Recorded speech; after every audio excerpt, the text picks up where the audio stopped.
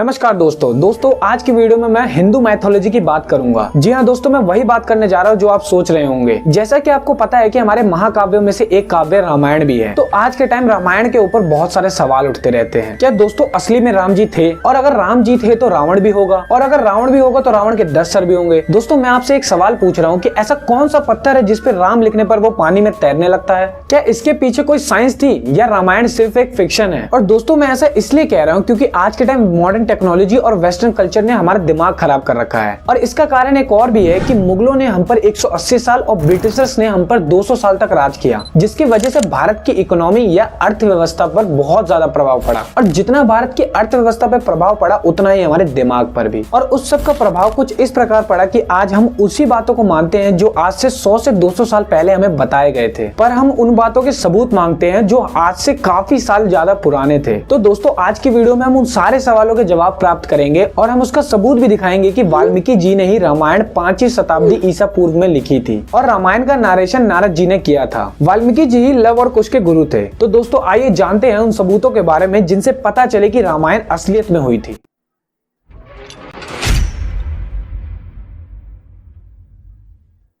पहला, राम सेतु के तैरते पत्थर। अगर नॉर्मली पत्थर को पानी में डाला जाए तो वे डूब जाते हैं, लेकिन जब पत्थर पर राम लिखकर उसी पानी में डाला जाता है तो वे पत्थर तैरने लगते थे। अजीब है ना? लेकिन रामेश्वरम तमिलनाडु में ऐसे पत्थर पाए जाते हैं जो कि तैरते हैं। इन्हें साइंटिफिकली प्यूमिस रॉक कहते हैं और ये पत्थर वोल्केनिक इरप्शन यानी ज्वालामुखी फटने से बनते हैं। लेकिन आश्चर्य की बात तो ये है कि रामेश्वरम जैसी जगहों पर तो ज्वालामुखी पाए ही नहीं जाते, तो ये पत्थर वहाँ पर कैसे आए? एक और असंभव सी बात तो ये है कि प्यूमिस रॉक वेटलेस होते हैं, यानी उनमें कोई वजन नहीं होता। लेकिन जिन पत्थरों से राम सेतु बनाया गया उनमें से कुछ पत्थर तो ऐसे भी थे जिनका वजन 10 से 15 किलो होता था। दूसरा, राम सेतु ब्रिज। दोस्तों पहले लोग यकीन नहीं करते थे कि भारत और श्रीलंका के बीच में कोई ब्रिज है, लेकिन जब नासा ने सैटेलाइट फोटो भेजी जिसमें पता चला कि भारत और श्रीलंका के बीच में एक ब्रिज है, तो लोग उस ब्रिज को मानने लगे कि वो राम जी ने बनवाया था ताकि उस पर चलकर वानर सेना जाए और सीता माता को वापस लेके आए। शायद बहुत कम लोग ये जानते हो कि राम सेतु को 2 इंजीनियर्स ने बनाया था। आपने सही सुना, 2 इंजीनियर्स, नल और नील। नल और नील विश्वकर्मा भगवान के पुत्र थे। पुल बनाने के लिए 3 दिनों तक नल और नील ने उस जगह का सर्वे किया था और फिर बताया कि रामेश्वरम का तट ब्रिज बनाने के लिए सही रहेगा, और तभी से इसे राम सेतु के नाम से जाना जाने लगा। और विदेशों में इस ब्रिज को एडम्स ब्रिज के नाम से जाना जाता है। नल और नील का काम था कि पुल को इस तरह से डिजाइन किया जाए कि उस पर वजन पड़ने पर वो टूटे और बिखरे ना, और पत्थरों पर राम लिखने के बाद उसे रस्सी से अच्छे तरीके से बांधा जाता था, यानी उस समय भी पूरी साइंस के साथ ही काम किया जाता था। तीसरा, हनुमान जी के फुटप्रिंट्स। दोस्त श्रीलंका में अशोक वाटिका नाम की जगह पर बड़े बड़े पैरों के निशान हैं और कहा जाता है कि ये वही अशोक वाटिका है जहां पर रावण ने सीता माता को हरने के बाद वहां पर रखा था। और ऐसे ही फुटप्रिंट्स सिर्फ श्रीलंका में नहीं है बल्कि पूरे एशिया महाद्वीप में फैले हुए हैं। चौथा, श्रीलंका की काली मिट्टी। दोस्तों पुरानी कथाओं के अनुसार हनुमान जी ने जब अशोक वाटिका में उथल पुथल की थी तब रावण के बेटे इंद्रजीत ने उन पर ब्रह्मास्त्र का प्रयोग करके उन्हें बंदी बना लिया था और तब उनकी पूंछ में आग लगा दी गई थी। और इसका अंजाम पूरे श्रीलंका ने भुगता था क्योंकि हनुमान जी ने पूरी लंका को आग लगा दी थी, जिसके चलते आज भी श्रीलंका के उस इलाके में जहां पर कहा जाता है कि कभी लंका हुआ करती थी, वहां पर अभी भी काली मिट्टी पाई जाती है। काली मिट्टी का निर्माण तब होता है जब किसी जगह पर ऑर्गेनिक मैटर हजारों सालों से डीके कर रहा हो और टेम्परेचर हाई हो। पांचवा, रावण के 10 सिर। दोस्तों जब रावण की बात की जाती है तो उससे पहले उसके 10 सिरों की बात की जाती है। 10 सिरों के अलावा उसकी बहुत सी विशेषताएं थी, जैसे कि रावण भगवान शिव का सबसे बड़ा भक्त था। अलग अलग सिद्धांतों में रावण के 10 सिर का मतलब अलग अलग बताया गया है। जैसा कि एक सिद्धांत में बताया गया है कि रावण एक विद्वान था और उसके 10 सिर 6 शास्त्र और 4 वेदों को दर्शाते थे। और दूसरी तरफ कहा जाता है कि रावण के 10 सिर मनुष्य की नेगेटिव एनर्जी यानी नकारात्मक भावनाओं को दर्शाते थे, जैसे कि क्रोध, वासना, भ्रम, लालच, गर्व, ईर्ष्या, मन, बुद्धि, इच्छा और अहंकार। और जब राम जी ने रावण का वध किया तब रावण के अंतिम समय में राम जी ने लक्ष्मण को रावण के पास भेजा ज्ञान लेने के लिए। और तब रावण ने लक्ष्मण से पूछा कि राम क्यों जीते, तो लक्ष्मण के पास उसका जवाब नहीं था। और तब रावण ने बताया कि राम इसलिए जीते क्योंकि वो चरित्रमान थे और मैं इसलिए हारा क्योंकि मैं चरित्रहीन था। और यही कारण है कि श्रीलंका में आज भी रावण को पूजा जाता है। तो दोस्तों ये वीडियो आपको कैसी लगी कमेंट करके जरूर बताएं, और अगर आप भी राम जी के सच्चे भक्त हैं तो कमेंट में जय श्री राम लिखना ना भूलें। धन्यवाद।